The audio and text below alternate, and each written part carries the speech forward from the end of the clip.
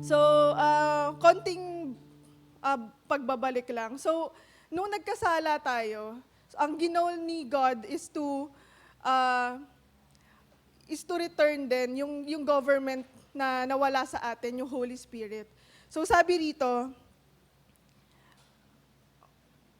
the king's goal was to cause his children to be integrated, set apart, and devoted to him, so that his spirit could live within them once more. This would be the work of the offspring, the one called the Messiah by the prophets. So alam na natin kung sino yung Messiah na ito. Sino po ba?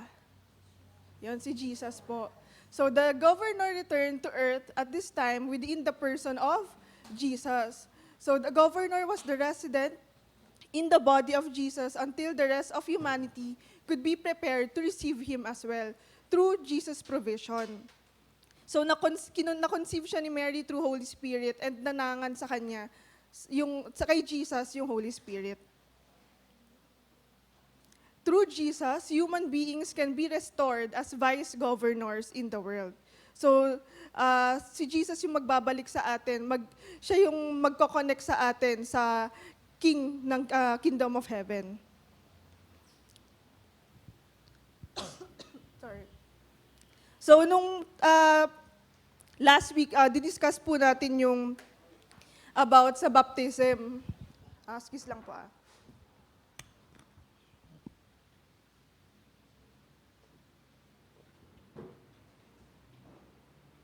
So, nung ano daw po, nung panahon ni Jesus, yung marami kasing mga rabbis, mga teachers, na ang concept, pag nabaptize ka nung rabbi na yon or nung teacher na yon, magiging disciple ka na niya. Magiging follower ka na niya. So sabi dito, yung baptism that time is yung, ang significance niya is yung change of thinking and actions and aligning them with the views and life of the teacher he had committed himself to follow. So, nung time na to, si John, siya yung prophet ng Messiah. Diba? Siya yung sinasabi ko sa inyo last week na siya yung herald. Kumbaga siya yung magsasabi na paparating na yung hari. At yun nga si Jesus. Pwede po ba natin basahin to? 1, 2, 3, fire.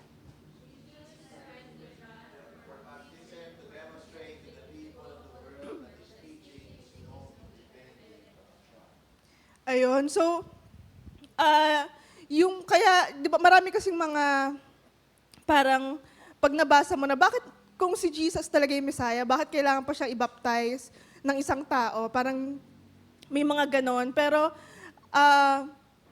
yung indication, kasi yung baptism na to, indication siya na yung message ni Jesus, in harmony siya doon sa message ni John. Sa katunayan nga, nung lumapit si Jesus sa kanya, sabi dito, when Jesus went to him for baptism, John said, "You should be the teacher, not me." Kasi nga ganun yung concept pag nagpabaptize ka. So sinasabi ni John, ba't ikaw magpapabaptize sa akin? Ikaw dapat yung teacher, hindi ako. Di ba po? Pero in fact, Jesus himself was the fulfillment of the teaching of John. Yung sinasabi ni John na Messiah, si Jesus yon. And in order to demonstrate to the world, sabi ni Jesus, in order to demonstrate to the world that I am aligned with the kingdom of heaven, I need to be identified with it through baptism. I need to publicly declare that I belong to the school of the kingdom of heaven, that I am fully integrated with the mind and ways of the kingdom. Sorry po, medyo yung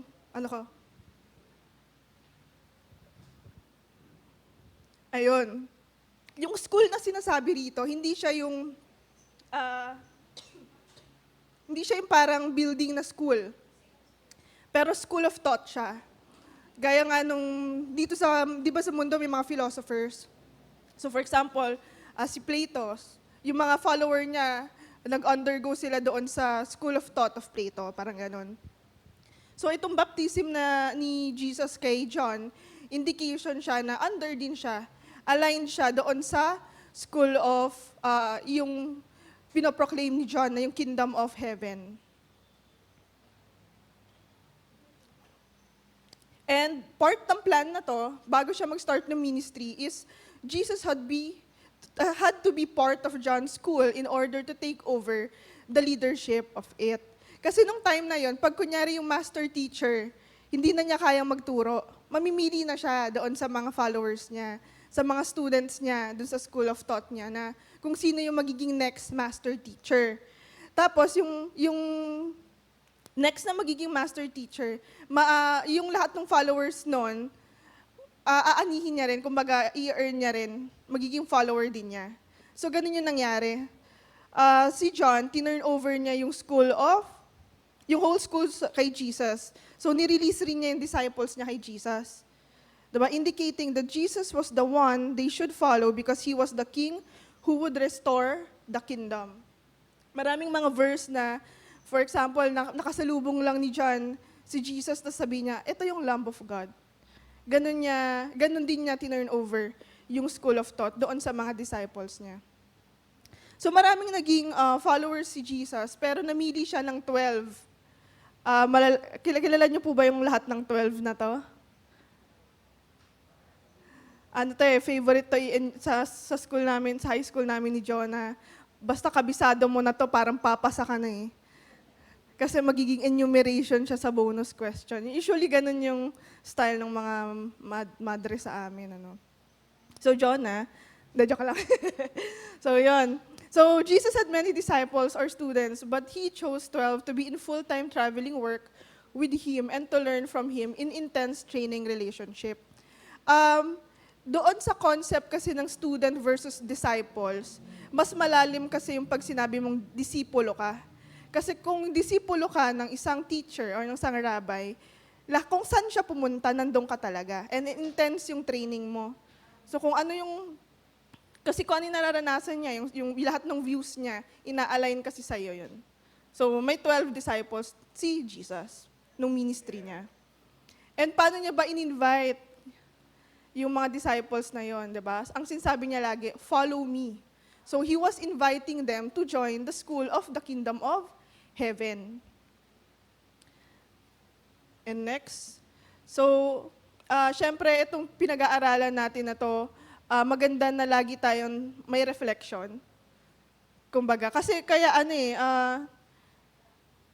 ako encourage yun na kaya ginol ko rin naman na ma-upload agad yung mga YouTube videos natin, no? Kasi, maganda ko na, for example, nakinig ka ngayong Sunday.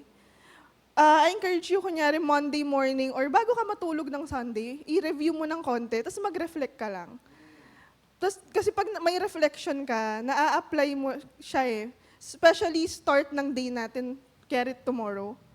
Diba? Maganda siyang gawin lagi. So, dito sabi, we are a follower of Jesus when we identify with His life and message and submit to Him as master teacher. So, maganda mag-reflect tayo, nasan na ba tayo doon sa relasyon natin sa Panginoon? Are we really identifying ourselves na aligned doon sa life niya?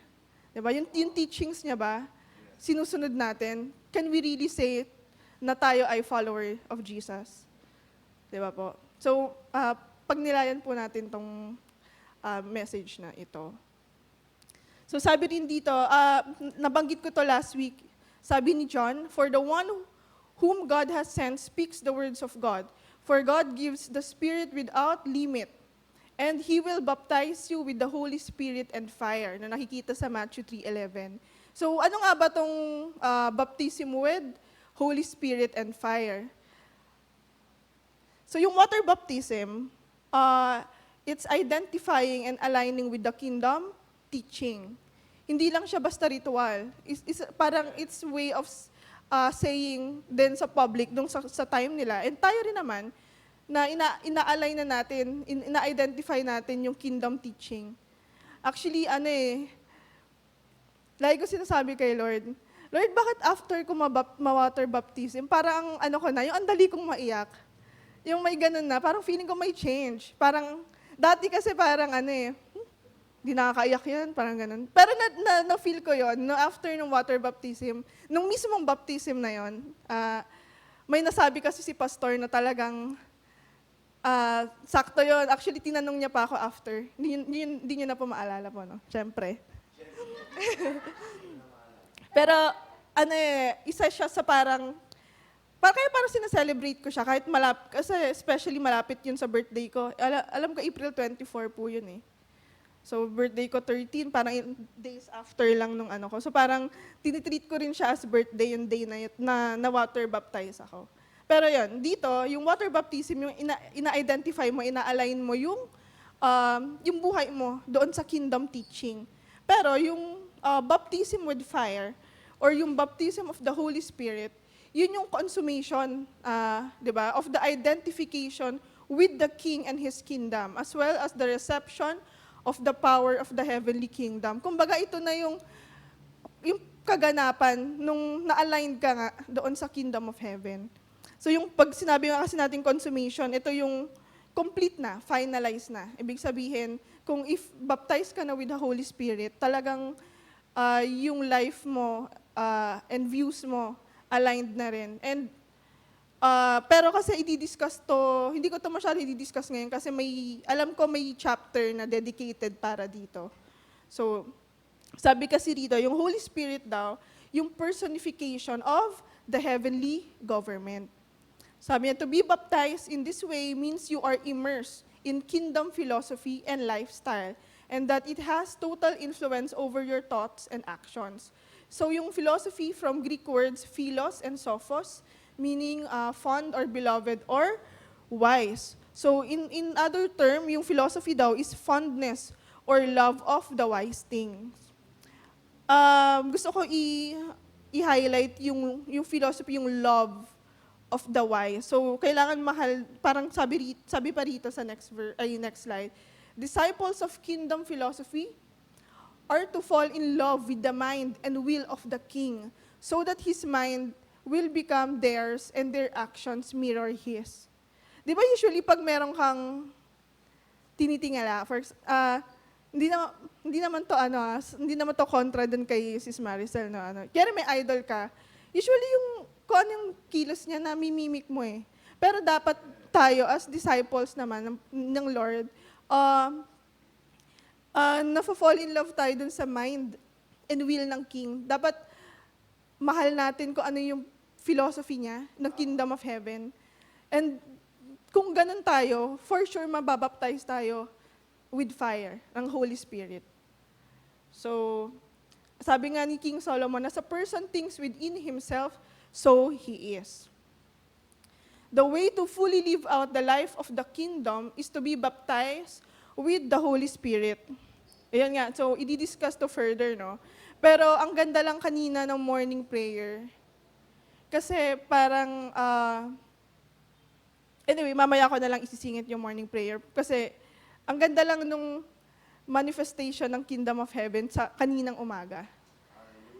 Parang sabi ko nga, Lord, ang galing, parang agad, application agad. So, yun. So dito sabi, Jesus' entire life on earth was the evidence of the kingdom rulership. Hindi lang siya pumunta rito just to speak or just to share yung kingdom of heaven, pero pinakita rin niya, may demonstration siya. Ito na po yung sinabi ko kaninang umaga, no? Sabi kasi ni Mean, I believe si Mean, ito yung miracles, evidence siya ng kingdom influence on earth. Tayo rin mismo, kaya natin nagawa yung kaninang umaga na dinedeclare natin yung healing sa sarili natin, sa ibang tao, dahil merong Holy Spirit sa atin.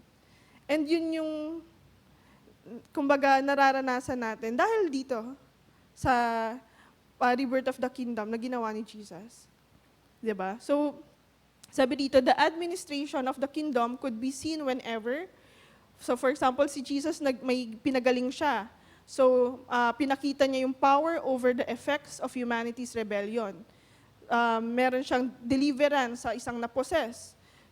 Pinakita niya yung power over the kingdom of darkness. And yung few thousands by multiplying small amounts of food. Sorry, na-highlight ko yung food, no? Hindi ako gutom dyan. Pero yung power over the natural world. And bumuhay siya ng patay. And pinakita niya yung kingdom influence na we have the power to give life. Diba? We just have to really declare and kailangan nasa atin yung Holy Spirit. So these acts were the confirmation of the heavenly dominion over the environment of earth. So yung mission ni Jesus dito sa mundo, hindi lang i-deliver yung message, di ba? But to provide a way for human beings to re-enter the kingdom and be reconciled with the Father. So paano mangyayari yon? Siyempre, we need a sacrifice. Di ba? Pero, nung Old Testament kasi, meron tayong, di ba, book sa Bible, sorry Lord, pero pag yun na talaga yung part ng reading natin, talagang medyo may ganong effect, may naaantok ako eh. Yung, guilt offering.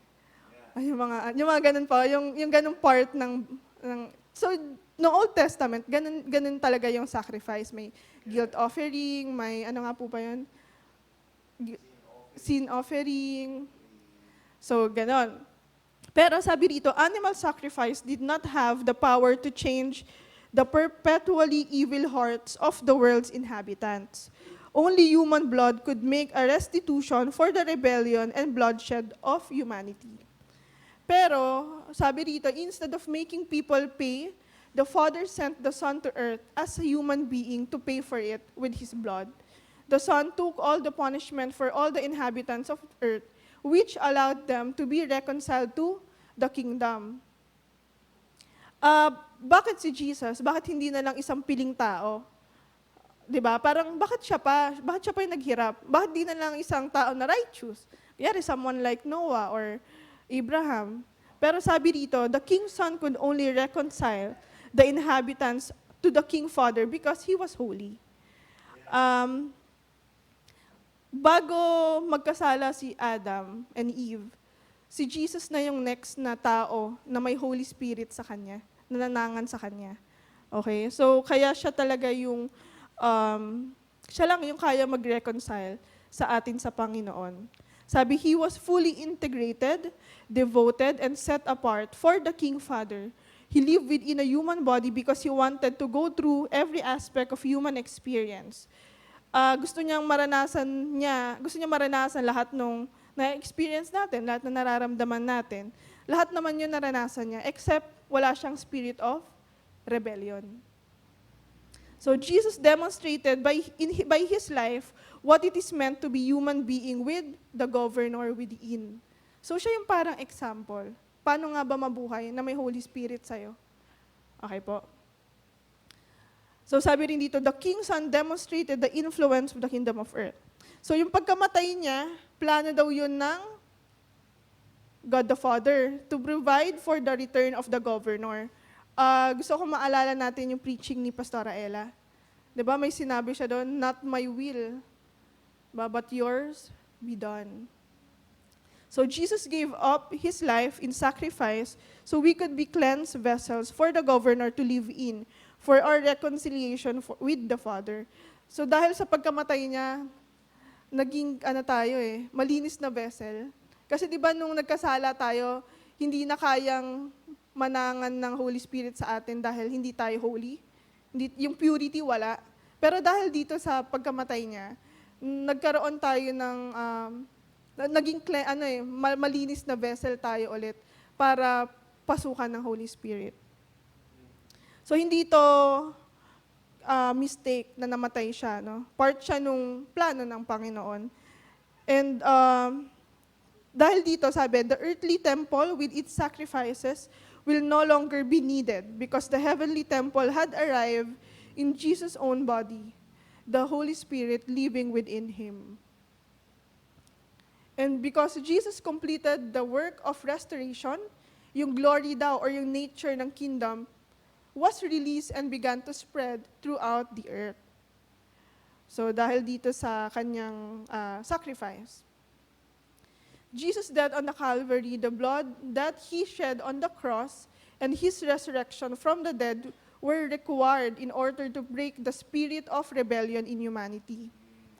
So yung kailangan niyang talagang mamatay doon sa Kalbaryo para ma-break sa atin yung spirit of rebellion. Kasi kung tatandaan nyo, nung nawala na yung Holy Spirit sa earth, ang naging governor natin ay si Satan. And yung influence na yun, naging kingdom of darkness na. And yung spirit of rebellion, kumbaga nai-ignite sa bawat tao noon. Pero dahil dito sa pagkamatay ni Jesus, kaya na natin i-break. Na-break na yung spirit of rebellion. So kaya spirit to kasi sabi dito, yung spirit the attitude or nature within human being, natural sa atin. 'Di ba? Kumbaga ingrained na yon sa atin. Pero dahil nga dito, na-break na siya. Sabi pa ni Paul, for the sinful nature desires what is contrary to the spirit, and the spirit what is contrary to the sinful nature. Yun yung rebellious spirit natin, di ba? They are in conflict with each other, so that you do not do what you want. But if you are led by the Spirit, you are not under law. Kahit nasabihin na ingrained sa'yo yung spirit of rebellion, pero kung yung influence ng kingdom of heaven, kumbaga led ka by the Holy Spirit, hindi ka makokontrol ng spirit of rebellion na to. Kaya mo tong ikontra sa buhay mo. And sabi dito, breaking a spirit of independence is very difficult, but this is what Jesus accomplished. He gave us the ability to say to the Father, not my will, but yours be done. So yung spirit of rebellion, kaya yung mabura, and kaya yung maging spirit of yieldness to the kingdom. So another reflection to, no? Sige, natural sa'yo, meron ka spirit of rebellion. Pero, dahil sa pagkamatay ni Jesus, kaya na nating masabi na yung will din ng Panginoon yung maghari sa atin. Di ba? Ano yung prayer, yung na tinuro sa atin ng Panginoon? Yung Our Father, di ba? Ano yung dulong line? Dulong nga po. Di ba? Your will be done on earth as it is in heaven. And sabi rin niya, actually sinabi niya to sa mga disciples niya, if you love me, you will obey what I command, and I will ask the Father, and He will give you another counselor, the governor, to be with you forever. Simple lang, mahalin natin ang Panginoon. Sundin natin kung ano yung sinasabi niya. Diba? And guaranteed na to, nakasulat ito na ibibigay niya sa atin, to be with us forever. So may forever, guys. Diba? Sabi rito may forever. So in the kingdom of heaven, trust in the King's Son is the only way to experience life. Sabi pa niya, may sinabi siya, di ba? Yung remain in me, and I will remain in you. No branch can bear fruit by itself. It must remain to the vine. Neither can you bear fruit unless you remain in me. I am the vine, you are the branches. If a man remains in me, and I in him, he will bear much fruit. So apart from me, you can do nothing.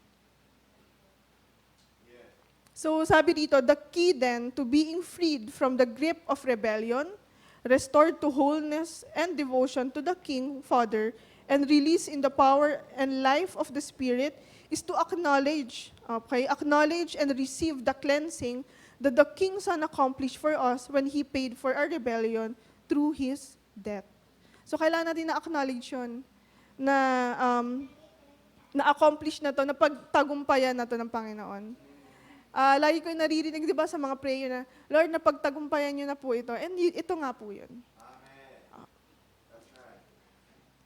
So through the years, ito, maganda tong part na to the King's Son's ultimate reason to coming to earth. Kasi maraming mga, hindi naman mali, pero hindi siya maling mindset or hindi siya maling philosophy. Pero siguro, very a focus philosophy yung usually na tuturo sa atin. maganda kasi para mas maintindihan natin, bigger picture, yung nakikita natin and natuturo natin. So sabi dito, through the years, people, especially religious people, have changed the meaning of the Father's promise to humanity. Christianity has become the celebration of what Jesus did rather than the reception of the reason He did it. At sineselebrate natin kung anong ginawa niya. Hindi natin fully nare-recognize bakit. Naintindihan po ba natin? Sabi dito, we have declared a message that Jesus never gave. We've changed the promise into one of leaving this earth and going to heaven when what we're called to is restored dominion over the earth through the indwelling Spirit. Hindi masamang, tama naman, na mahalaga ang buhay after dito sa earth. Pero baka nakakalimutan natin na we are also called to have dominion dito sa mundo. And yun naman po talaga yung pinipreach. Kahit si John the Baptist, hindi naman niya sinasabi yung death, resurrection. Ang sinasabi niya, the coming of the Holy Spirit, the coming of the Messiah, na magre-restore sa atin, sa relasyon natin sa hari. Okay? So yun, mas na-highlight sa atin yung buhay after life on earth. Hindi natin na-realize na we also have, we are called to have dominion. So yun na nga po. So the entire reason for the King's Son's coming into the world was to break the stronghold of Lucifer, destroy the grip of rebellion from human beings, and reconnect them to their King Father so that the governor could be restored to them. So ito talaga yung dahilan, yung stronghold sa atin ni Lucifer, na sinasabing meron tayo, ingrained sa atin yung spirit of rebellion. Nasira na yun yung grip na yun. Yun yung pakay, yun yung naging mission ng Messiah dito sa earth. And yung to reconnect us doon sa King Father. Kung naalala niyo yung illustration ko last week, no, yung Holy Spirit, yung bridge natin doon sa King, para nalalaman din natin kung ano ba yung gusto ng Panginoon, how we will rule dito yung earth, di ba? So, yun yung pinaka-goal, mabalik sa atin yung Holy Spirit. Just before Jesus died, He gave His disciples many instructions, and these instructions had important information about the governor. So, He was trying to tell them, in effect, meron po ba? Okay. Everything I'm about to suffer,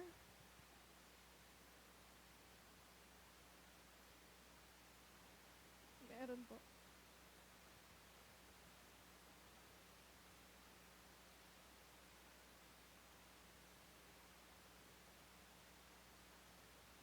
Meron?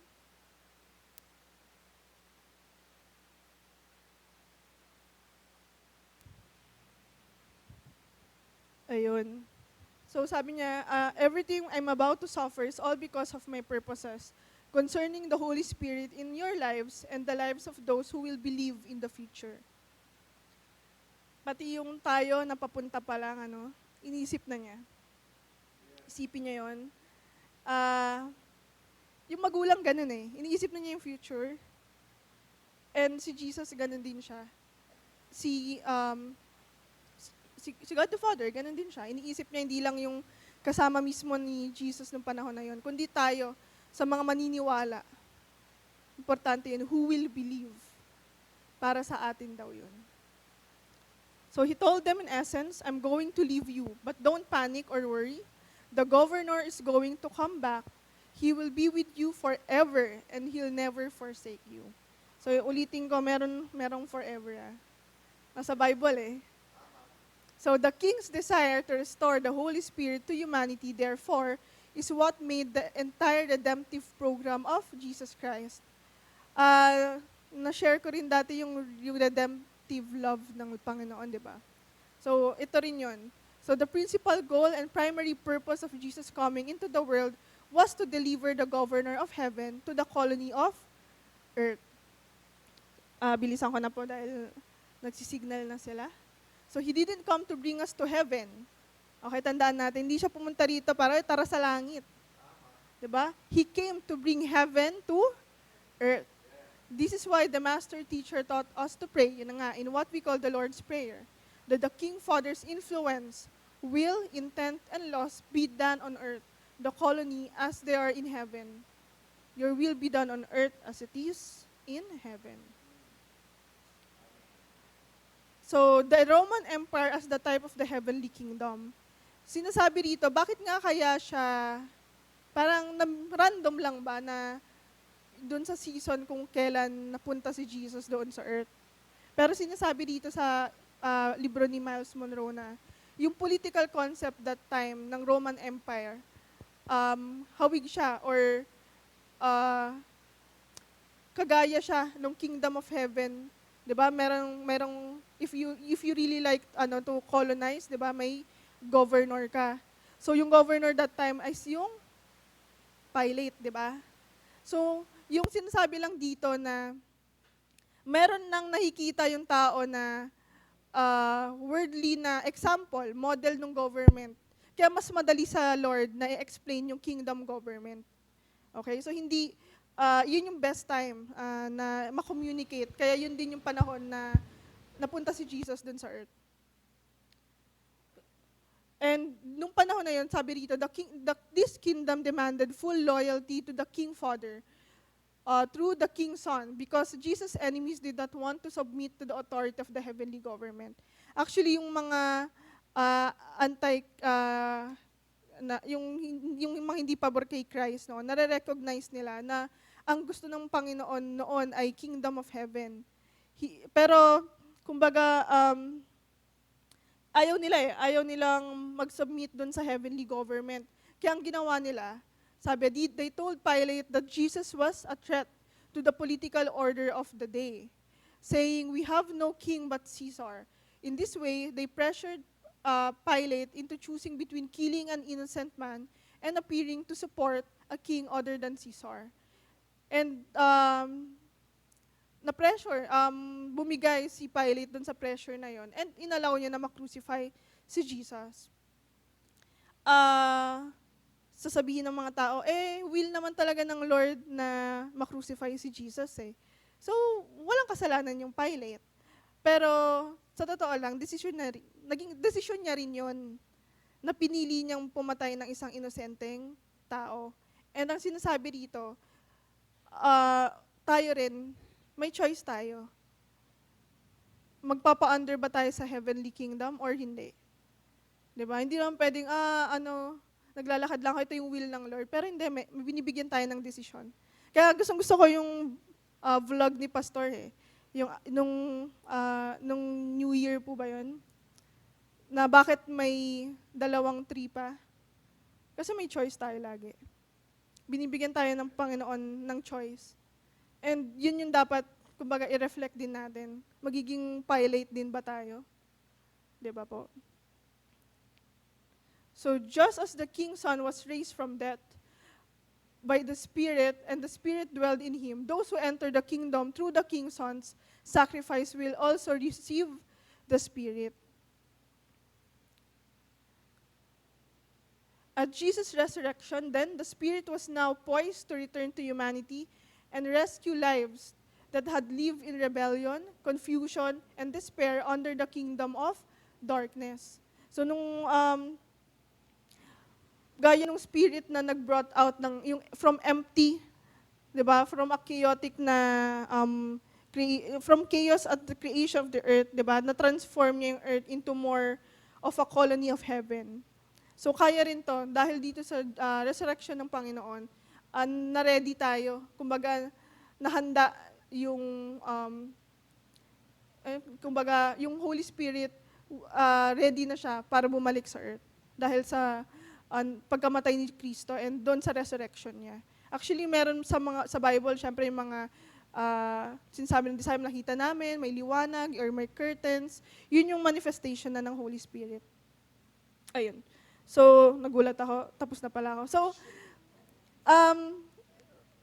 kanina morning meeting, ang ganda lang kasi dahil nabalik na sa atin yung Holy Spirit, kaya na rin natin, kumbaga, i-activate yung faith. Diba? Yung yung sinasabi kanina na nagpagaling si Jesus, may demonstration ng power ng Kingdom of Heaven. Nararanasan na natin yun ngayon dahil sa King Son. Okay? So maganda na, okay, hindi lang to alam natin. Kailangan magre-reflect tayo na, ako nga ba, syempre baptized ka na, pero talaga nga bang sinasabuhay ko yung alignment ng buhay ko doon sa nature talaga ng Kingdom of Heaven, di ba po? So, yun lang po. Tapos na po ako sa aking topic. May next teacher na po tayo next week. Thank you po, Lord.